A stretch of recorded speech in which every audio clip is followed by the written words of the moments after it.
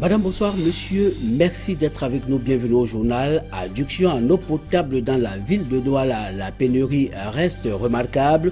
Des quartiers entiers sont sevrés du précieux liquide depuis des mois. Le nouveau plan d'approvisionnement a ambition de booster la production journalière dans la capitale économique, un plan que vient de valider le préfet du département du Vouri. Transport clandestin est déjà dans le département de la Sanaga-Maritime et sans agence de voyage réglementaire. Le constat est du délégué régional des transports pour le littoral qui y a effectué une visite de travail. Ces titres et bien d'autres vont être développés dans un très court instant. Madame, monsieur, vous êtes sur Equinox Télévision.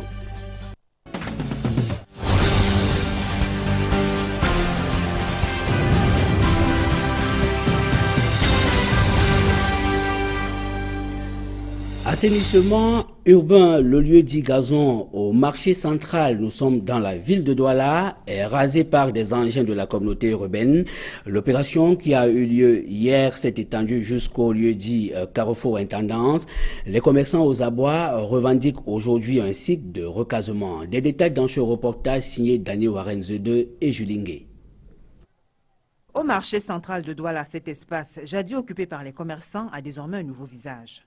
Du lieu dit Gazon jusqu'à la pharmacie de la mosquée, plus d'une trace de comptoirs, boutiques et autres. Les engins sont descendus sur les lieux dans la nuit de jeudi à vendredi pour dégager tout ce qui encombrait la chaussée et la circulation des biens et personnes. Ça apporte une grande sécurité au marché parce que là au moins on peut passer librement et tout.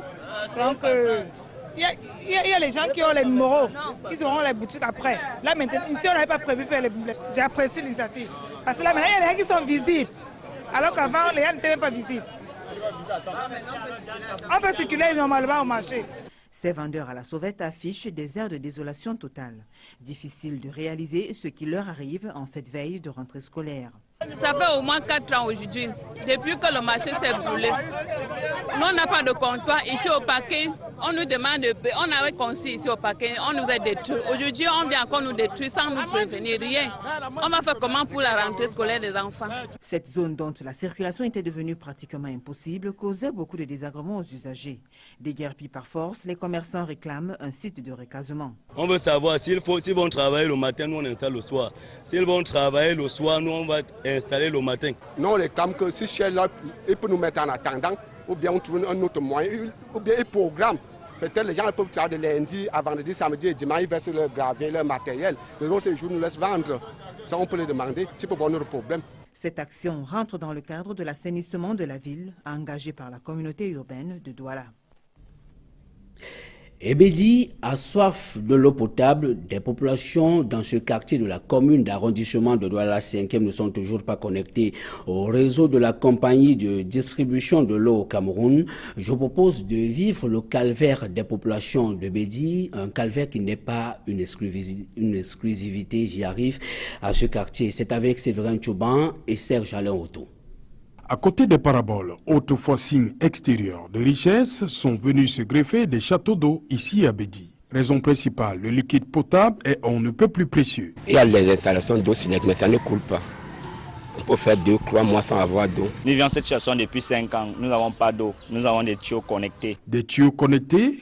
À quel réseau alors? Pas sûr que ce soit celui de la Camerounaise des eaux. Toutefois, il existe quelques vénards ici qui, grâce au relief, ne connaissent presque pas la pénurie. Ça pousse chez moi, puisque je suis en bas de la colline, puisque les voisins d'en haut n'ont pas d'eau. Ils font souvent les 4-5 mois sans avoir l'eau.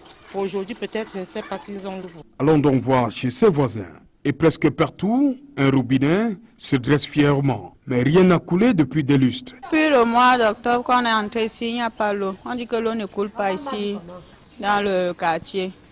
On puise l'eau au forage. Il y a un bienfaiteur qui nous donne l'eau à boire. Vous avez dit bienfaiteur, voici le code de conduite. Ils ont les horaires de 8h à 9h. Si tu n'as pas le temps durant ces heures-là, tu n'auras pas d'eau chez toi. Et de 16h jusqu'à 20h. Bon, les heures nous sont limitées. Et ce n'est pas tout le monde qui a le temps de venir puiser l'eau là-bas, puisqu'il y a toute une foule. Et nous, on est fatigués de s'aligner. Même connecté au réseau, la gymnastique risque de se poursuivre. Allez-y quand même. Bon, nous exhortons aux gens de la CDE, si c'est la SINEC, je ne sais quoi d'autre, qui viennent résoudre notre problème. Ça l'a mis long. On n'arrive plus à vivre. L'eau, c'est la vie. Plus qu'un slogan. Voilà, on peut donc le remarquer, la pénurie reste criarde. Elle est la chose la mieux partagée dans la ville de Douala. Seulement, le plan de développement de la capitale économique, présenté hier sous l'égide du préfet du département du Vouri, ambition de porter désormais la production journalière de 100 000 à 200 000 mètres cubes. Des détails avec Steve Boulet et Étienne Pascal Azegue. Sur un peu plus de 2 millions d'âmes qui vivent à Douala, seuls 675 000 ont accès à l'eau potable. Les statistiques font état de l'ordre de 25% de la population qui est desservie du précieux liquide dans la capitale économique. Il s'agit d'un déficit de près de la moitié de la demande que la Camwater souhaite y remédier en portant à l'horizon 2015 le taux d'accès des ménages à l'eau potable à 75%. Il me semble que la capacité est à moins de 25%. Pour toute la population, ce qui veut dire qu'on a besoin de l'eau, on a besoin de l'eau, comme on dit que l'eau c'est la vie. Je pense qu'au nom de cette population que nous représentons, nous devons dire merci au gouvernement à travers les gestes de Camwater qui cessent de chercher des voies et moyens pour pouvoir donc donner l'eau. Ce projet ambitieux, dévoilé au grand public à Douala, est basé sur la construction des infrastructures de captage et de traitement de l'eau potable à Yato. Il en est de même de la construction des infrastructures de transport, de stockage à Yassa, Lokbessou et Koumassi. Le site de Nyala, où sera construit le réservoir d'une capacité de 3000 mètres cubes d'eau, a été visité par la délégation que conduisait le préfet du Vouri et le directeur général de la Camwater. Devant agir, ça applique une force qui tend à renverser. Alors comment est-ce que le réservoir va résister s'il n'a pas les pieds très bien fixés sur le sol? En réalité, c'est pour ça qu'on fait ces fondations profondes, pour transmettre ces efforts de renversement le plus profond dans le sol pour qu'il y ait stabilité permanente du réservoir. Le plan de développement de la Camwater va bénéficier de l'expertise chinoise. Mais les municipalités du Vouri ont revendiqué leur implication dans la réalisation de ce projet d'accès à l'eau potable. De tous les intervenants, personne n'a parlé de mairie. Est-ce que c'est la communauté seule qui va piloter ce projet de passer par où? Le plan de développement de la ville de Douala prévoit également la réhabilitation des bornes fontaines. Cette fois-ci, serait-elle la bonne? C'est en rapport avec les grands projets annoncés au Cameroun, notamment le deuxième pont sur le Vouri. La tribune supposée abriter la cérémonie de pose de la première pierre pour la construction de cet ouvrage se remet en place. Des travaux, faut-il le rappeler, que reprennent au lendemain du démantèlement de la première tribune.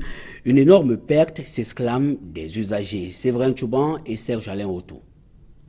Pour tout ce qui arrive à Douala par la pénétrante ouest, cette construction suscite à la fois curiosité et interrogation. Elle a tout l'air d'une tribune. Comme toujours, pas de langue de bois. Ça, c'est le gaspillage. Ce qui est là maintenant, c'est bien fait, à mon avis. Même si peu importe comment, bon, ça ne peut pas... Ce sera toujours bien. On dépense pour moi inutile. Pourquoi on n'a pas, après avoir construit la première, on n'a pas utilisé? C'est donc dire que la première œuvre que l'on voit ici sur ces images, tournée en début de mois de juillet, présentait des insuffisances. Ça a tellement mis long que les pluies ont gâté. Les pluies, bon, enfin, la toiture était très mal faite. Prendre les gens du quartier, ils viennent de monter des trucs là qui ne vont servir à rien. Et c'est beaucoup d'argent en plus.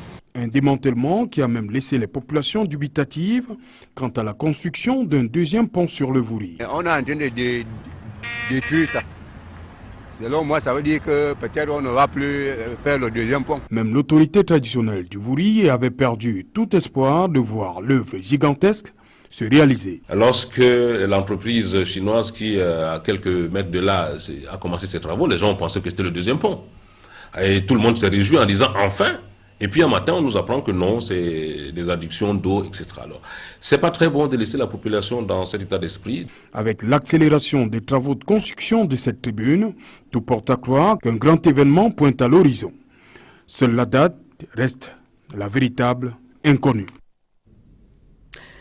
De la santé dans ce journal, la fièvre jaune refait surface dans la région du littoral. 5 nouveaux cas ont été détectés, parmi lesquels 3 déclarés positifs et repartis entre les arrondissements de Ndom dans la Sanaga-Maritime, 2 cas à Newbel dont 1 positif, un autre à Bonasamba dans l'arrondissement de Douala 4e et un cas probable à Deido dans l'arrondissement de Douala 1er. Pour éviter d'autres infections, le ministère camerounais de la Santé publique lance une campagne de vaccination de riposte contre la fièvre jaune dans la région du littoral. C'est dans cet objectif qu'une rencontre a eu lieu ce jour à Douala entre la presse et les responsables de la santé dans le littoral. Je vous propose à présent de suivre la réaction du docteur Martin Yamba, qui est le délégué régional de la santé pour le littoral. Il revient sur les différentes articulations de cette campagne de vaccination contre la fièvre jaune. C'est au micro de Sylvestre Hippolyte Zangaou. Il y a un cas de fièvre jaune, une maladie qui est une maladie à potentiel épidémique qui peut se disséminer. Donc l'obligation c'est de pouvoir vacciner et protéger tout le monde. Ça c'est le rôle, l'État est dans son rôle de pouvoir protéger les populations puisqu'il y a eu des cas positifs qui ont été enregistrés. Nous attendons de vacciner 853 406 personnes et nous allons voir les couvertures. Si nous n'avons pas atteint 100%, on organise généralement les rattrapages. La campagne de vaccination étant quelque chose qu'on apporte par action prompte, immédiate pour pouvoir vacciner la multitude. Les autres, on peut les rechercher dans les séances qu'on dit les séances de rattrapage et dans la vaccination de routine. Donc ça ne veut pas dire qu'après une campagne, ça reste lettre morte. Au Cameroun ou bien au littoral, on vaccine les gens contre la fièvre jaune. Il y a des centres de vaccination. Dans le Vori, où la campagne n'est pas mise en œuvre cette fois-ci, où on a bénéficié de la campagne plutôt en 2009. Il y a des endroits où on peut aller demander son vaccin contre la fièvre jaune. Et il faut noter que la fièvre jaune est une maladie infectieuse qui se transmet par la piqûre du moustique dénommé Aedes. La maladie a tué 7 personnes au Cameroun en 2012. Les spécialistes de la santé affirment que seul le vaccin anti-amiral peut assurer une protection efficace contre la fièvre jaune. Des détails dans ce reportage. En 2012 au Cameroun, 23 nouveaux cas de fièvre jaune ont été identifiés. Et la même année, l'on dénombre 7 décès suite à la maladie. La fièvre jaune, définie comme une maladie infectieuse aiguë, est causée par le virus amaril qui est transmis de singe à singe, de singe à homme et d'homme à homme après la piqûre du moustique dénommé Aedes. Le malade peut être reconnu à travers quelques symptômes. La jaunisse, il faut qu'on le comprenne, c'est un signe, c'est-à-dire la coloration jaune des muqueuses. Vous avez par exemple les conjonctives qui sont jaunes, vous avez les urines qui sont jaunes, vous avez la fièvre, une haute fièvre, 39-40 degrés. Généralement, ce sont des signes majeurs. La maladie détectée, la prise en charge doit être immédiate. Lorsqu'on ne prend pas en charge, elle est mortelle à 90%. Mais lorsqu'on la prend en charge, c'est une maladie virale, on a les chances de guérir les malades. Et la prise en charge, comme c'est une maladie virale, le traitement est purement symptomatique. Lorsqu'il y a la fièvre, bon, on va baisser la fièvre. S'il y a autre chose comme signe, des douleurs qui peuvent aussi apparaître, on a les antalgiques. La vaccination systématique des populations et des personnes exposées est le mode de prévention le plus efficace. Toutefois, pour des médecins, l'application rigoureuse des règles d'hygiène et de salubrité permet de diminuer la population du moustique Aedes et donc des risques de contamination. Il faut que les alentours soient vraiment propres, qu'on puisse détruire. C'est-à-dire que s'il y a la possibilité de dormir sur moustiquaire, nous devons dormir sur moustiquaire pour éviter d'être piqués par les moustiques. Bon, il faut traiter l'environnement. Toute personne exposée à la piqûre du moustique vecteur de la fièvre jaune peut contracter la maladie. D'où cet appel des médecins à se soumettre au vaccin anti-amaril. Dans les transports, la ville d'Edéa, dans le département de la Sanaga-Maritime, ne dispose pas d'une agence de voyage réglementaire, toute chose qui favorise la clandestinité dans le secteur. C'est le constat fait par le délégué régional des transports pour le littoral en visite de travail à Edéa, Rodrigue Ngassi et Etienne Pascal Azegue. Le transport clandestin dicte sa loi à Edéa. Une activité qui gagne du terrain en l'absence des agences de transport urbain dans la ville lumière. Des routes qui desservent les différents quartiers du chef-lieu du département de la Sanaga-Maritime sont dans un mauvais état. Voilà autant de préoccupations qui ont été portées à l'attention du délégué régional de transport pour le littoral lors de la visite de travail qu'elle vient d'effectuer à EDEA. Si on pose une agence ou si on met une agence sur place, déjà l'heure n'est pas respectée. Ça fera en quelque sorte que les voitures qui doivent desservir l'autre côté seront pénalisées parce que jusqu'à présent, ils n'ont pas assez de clients. EDEA, situé entre deux grandes métropoles que sont Douala et Yaoundé, est souvent impliqué dans des accidents de la circulation. Les causes de ces accidents de la route sont pour la plupart sujettes à l'indélicatesse humaine. Il convient donc que les auto-écoles puissent dispenser des leçons de conduite comme il se doit à EDEA. Nous avons constaté que la ville d'EDEA est située sur l'axe lourd Douala-Yaoundé, un axe où l'on note souvent beaucoup d'accidents de la route.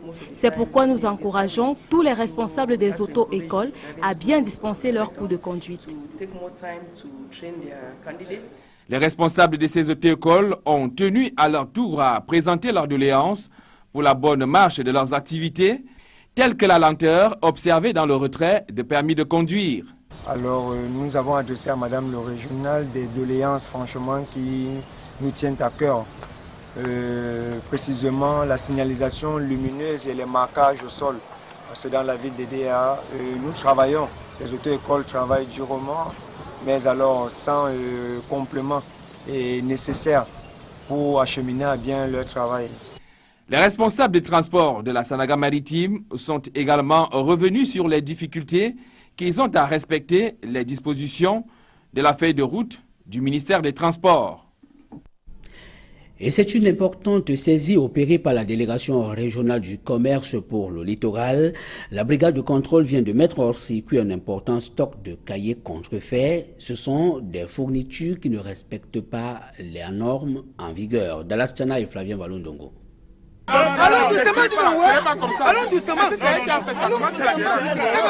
Cette ambiance explique la colère des vendeurs de fournitures scolaires de la capitale économique.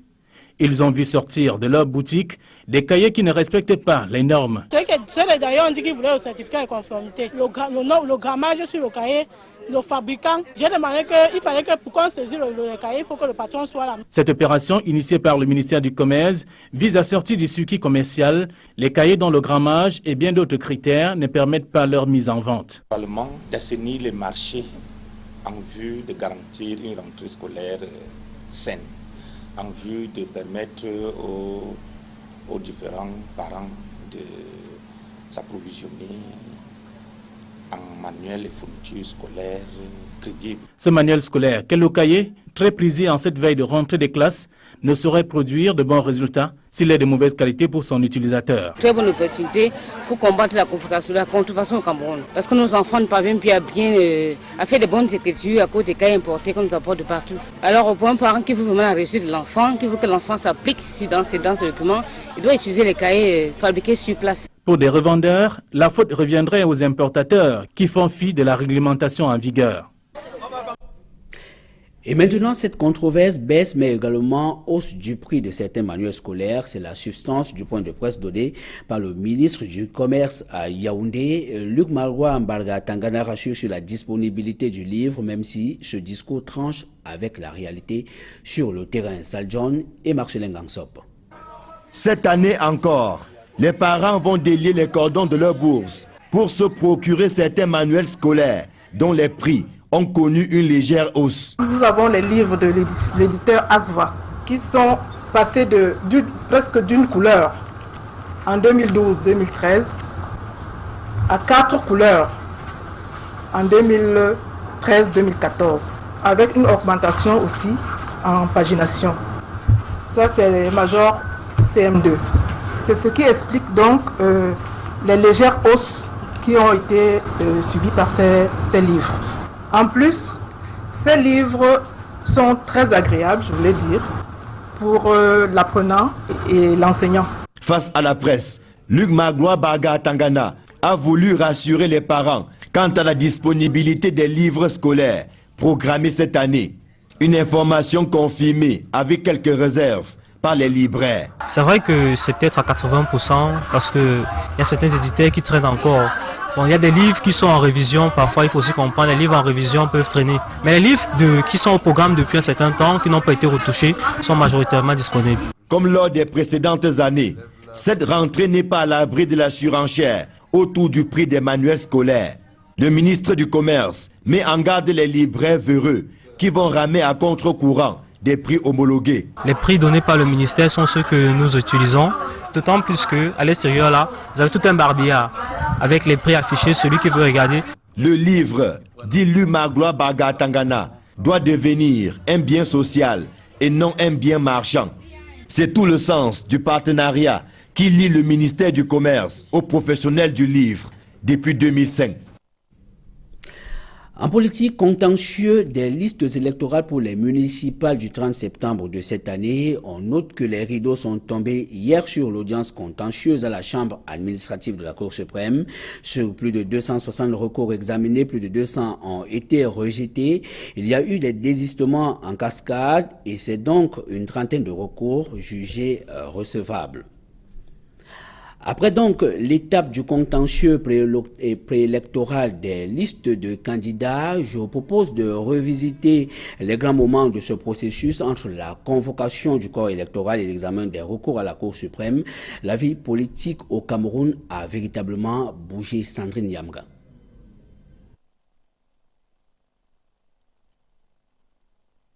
Le 2 juin 2013, Paul Biya convoque le corps électoral en vue des législatives et municipales le 30 septembre.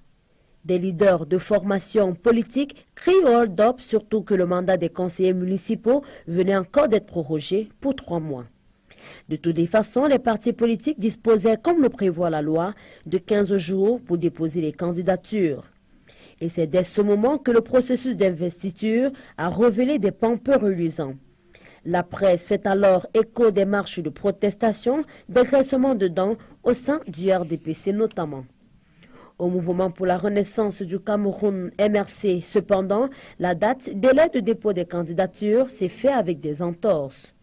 Le parti de Maurice Kamto remet en question Elekam, à qui il reproche d'avoir refusé de recevoir ses listes. Le 1er août, alors que le Conseil électoral publie les listes retenues, la liste RDPC au municipal dans l'arrondissement de Douala 2e fait objet de commentaires. On y dénonce des tripatouillages ayant conduit à la modification de la liste qui aurait été déposée à Elekam le 17 juillet précédent. Des doublons y sont détectés, l'opposition saisit la perche et introduit des recours. La Chambre administrative de la Cour suprême reçoit des centaines de requêtes pour demander la réhabilitation ou l'annulation des listes. Elle réussit à statuer dans le délai de 10 jours prévu par la loi pour les législatives. Pour les municipales, elle avoue son incapacité à respecter la loi au vu du nombre de recours, suscitant ainsi le courroux des partis politiques. Tout compte fait, le contentieux préélectoral tenu, ou presque, les partis politiques doivent se jeter dans la campagne électorale, comme le prévoit le code électoral, 15 jours avant le scrutin, et donc le 15 septembre prochain. Actualité au-delà de nos frontières pour refermer ce journal en Égypte, on note que le Qatar, la Turquie et l'Iran continuent de condamner le renversement de Mohamed Morsi, alors que le gouvernement provisoire égyptien demande aux puissances étrangères de ne pas intervenir. Reportage. L'éviction de Mohamed Morsi a déclenché un rapide bouleversement des relations internationales de l'Égypte. Les pays comme l'Arabie saoudite ont longtemps été préoccupés par les frères musulmans de Morsi. D'un autre côté, le Qatar a rejoint la Turquie et l'Iran pour condamner le renversement de Morsi. Après le 3 juillet, des pays qui avaient des doutes sur la révolution égyptienne sont apparus encore une fois soutenir l'Égypte. Est-ce un retour à ce qu'a connu la coalition modérée, mais cette fois, la Turquie ne fait pas partie de l'équipe. Les affrontements qui ont suivi fait plus de 1000 morts ont provoqué des réactions mitigées de la part des grandes puissances. L'Union européenne a suspendu la vente d'armes, mais continuera ses aides de 5 milliards de dollars. Les États-Unis ont menacé de geler l'aide militaire et ont dénoncé les meurtres comme étant déplorables. Mais l'Égypte reste à une pierre angulaire de leur politique au Moyen-Orient et il considère l'armée égyptienne comme cruciale à la stabilité. Son influence est maintenant en question. L'Égypte est en colère avec Washington pour ce qu'elle considère comme de l'ingérence. Le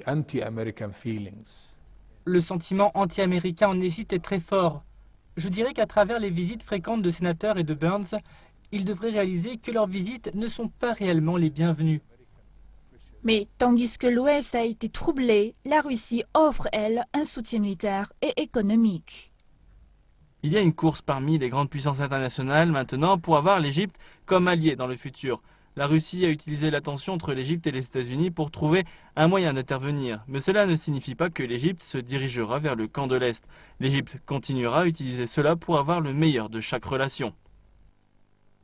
Avec notre nouvelle politique étrangère, nous aurons des relations équilibrées entre l'Égypte et les grandes puissances comme la Chine, la Russie et les États-Unis. Et d'autres pays, car nous comprenons déjà que se concentrer sur un seul pays n'est pas bien. Quant à l'Afrique, l'Union africaine continue d'essayer de négocier, mais avec peu de succès jusqu'à présent. L'Égypte a été en conflit avec l'Afrique du Sud pour ce qu'elle voit comme une ingérence excessive. Pour les diplomates, c'est une période fatigante et inquiétante. Et l'ancien président égyptien Hosni Moubarak a été transféré de la prison de Tora à l'hôpital militaire du Caire, où il sera assigné à résidence. Apprend-on pour éviter de compliquer davantage la situation dans un pays politiquement divisé. Reportage. Le président égyptien évincé Hosni Moubarak a été transféré de la prison de Tora à l'hôpital militaire du Caire, où il sera assigné à résidence. Le Premier ministre par intérim, Hazem El-Beblaoui, a placé Moubarak en détention à résidence pour éviter de compliquer encore davantage un pays divisé politiquement. Plus tôt, l'avocat de Moubarak a déclaré que la détention en prison de l'ancien dirigeant avait dépassé la détention maximale possible d'avant verdict.